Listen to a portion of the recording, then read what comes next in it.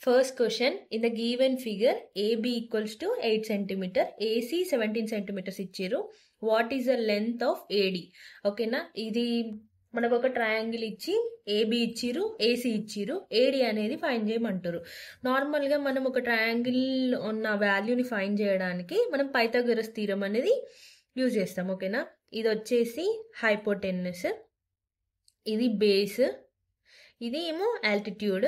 ఓకేనా, ఫార్ములా ఏమొస్తుందంటే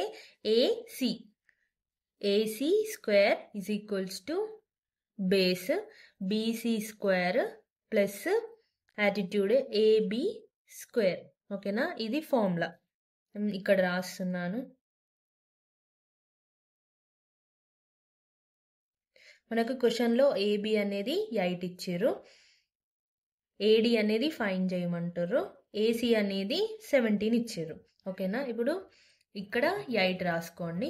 ఇక్కడ బీసీ గురించి మనకి అడగట్లేదు కాబట్టి దీని గురించి ఫైండ్ చేయాల్సిన అవసరం లేదు. ఇప్పుడు ఏసీ చూడండి, ఏడి ఇంటూ ఏసీ అవుతుంది. AD into AC equals to, ఓకేనా, ఇప్పుడు ఏడి అనేది ఇలానే పెట్టుకోండి, ఏసీ ప్లేస్లో 17 పెట్టుకోండి, ఇది 8 స్క్వేర్ అవుతుంది. AD is equals to 8 square by 17. 8 square ఎంత అవుతుంది? 64. 64/17 అవుతుంది.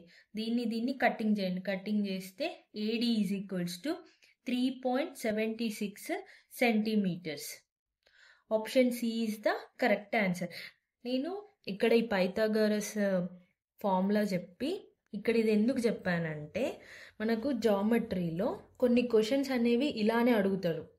మనకు నార్మల్గా హైపోటెన్యూస్ అడిగితే, లేకపోతే నార్మల్గా బేస్, లేకపోతే ఏదో ఒక వాల్యూ అడిగితే మనకు చేయొస్తుంది. కానీ ఇక్కడ క్వశ్చన్లో మనల్ని ఈ మధ్యలో ఈ ఏడి వాల్యూ అనేది అడిగిండు.